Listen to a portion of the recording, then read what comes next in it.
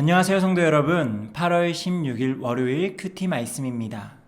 오늘 말씀은 사도행전 17장 16절에서 34절까지의 말씀입니다.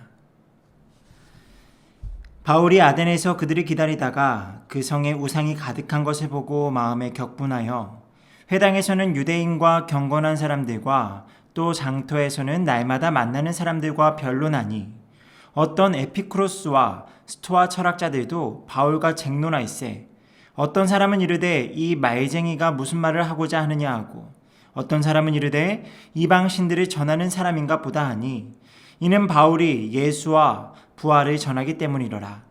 그래 붙들어 아레오바고로 가며 말하기를 내가 말하는 이 새로운 가르침이 무엇인지 우리가 알 수 있겠느냐. 내가 어떤 이상한 것을 우리 귀에 들려주니 그 무슨 뜻인지 알고자 하노라 하니 모든 아덴 사람과 거기서 나그네 된 외국인들이 가장 새로운 것을 말하고 듣는 것 외에는 달리 시간을 쓰지 않음이더라. 바울이 아레오바고 가운데 서서 말하되 아덴 사람들아 너희를 보니 범사에 종교심이 많도다. 내가 두루다니며 너희가 위하는 것들을 보다가 알지 못하는 신에게라고 새긴 단도 보았으니 그런즉 너희가 알지 못하고 위하는 그것을 내가 너희에게 알게 하리라. 우주와 그 가운데 있는 모든 만물을 지으신 하나님께서는 천지의 주제시니 손으로 지은 전에 계시지 아니하시고 또 무엇이 부족한 것처럼 사람의 손으로 섬김을 받으시는 것이 아니니 이는 만민에게 생명과 호흡과 만물을 친히 주시는 이심이라. 인류의 모든 족속을 한 혈통으로 만드사 온 땅에 살게 하시고 그들의 연대를 정하시며 거주의 경계를 한정하셨으니 이는 사람으로 혹 하나님을 더듬어 찾아 발견하게 하려 하심이로되 그는 우리 각 사람에게서 멀리 계시지 아니하도다. 우리가 그를 힘입어 살며 기동하며 존재하느니라.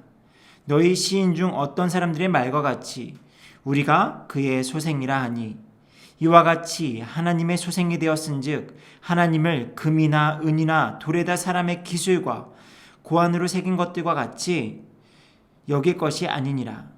알지 못하던 시대에는 하나님이 간과하셨거니와 이제는 어디든지 사람에게 다 명하사 회개하라 하셨으니 이는 정하신 사람으로 하여금 천하를 공의로 심판한 날을 작정하시고 이에 그를 죽은 자 가운데 다시 살리신 것으로 모든 사람에게 믿을 만한 증거를 주셨음이니라 하니라.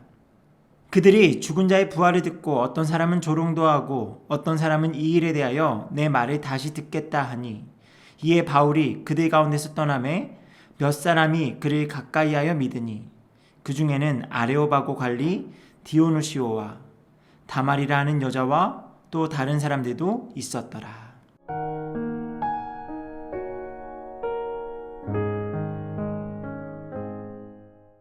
오늘 말씀에서는 바울의 아덴에서의 전도를 보게 됩니다.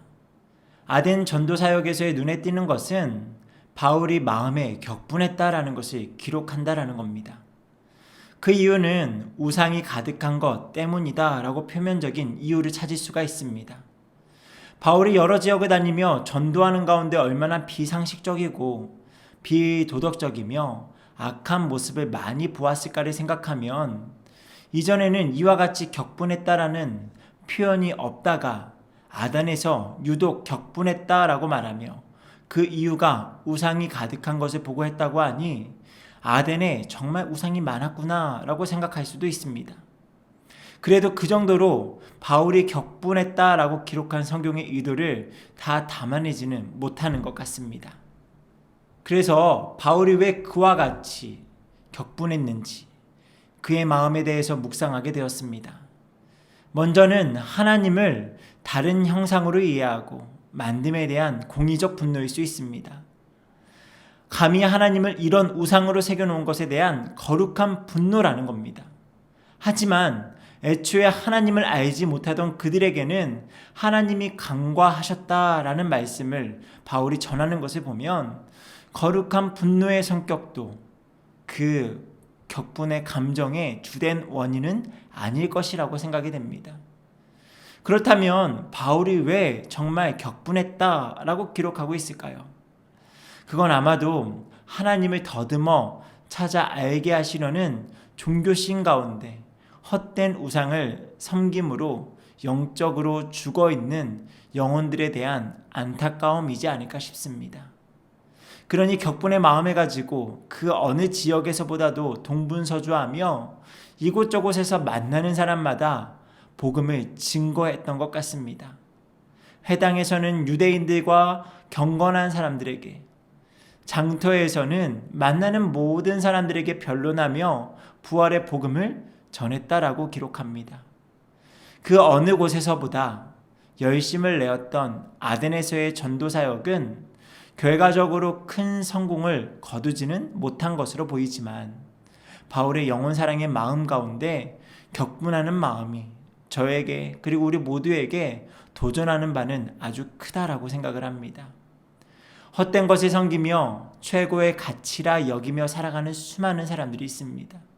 심지어 교회 안에 함께 신앙생활하는 사람들 가운데에도 종교심으로 만들어낸 우상들을 안고 살아가는 사람들이 많이 있습니다.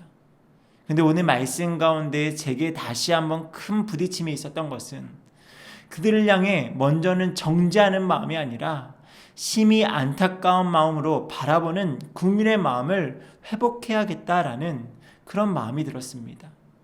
이것이 저의 마음으로는 어렵기에 이 기도 제목을 가지고 하나님 앞에 나아가 하나님께 간구하는 제가 되어야겠다라고 생각을 합니다. 그리고 그들에게 이미 저에게 허락하신 믿음의 증거 예수 그리스도만을 바라볼 것을 힘있게 전하고자 오늘 다짐해 봅니다. 오늘 이러한 영혼 사랑의 마음, 정말 안타까운 우상들을 섬기며 살아가는 수많은 사람들을 향해 격분하지만 그들이 정말 진정으로 사랑하는 그 마음으로 그 긍휼의 마음이 회복되는 저와 우리 모두가 되기를 바랍니다.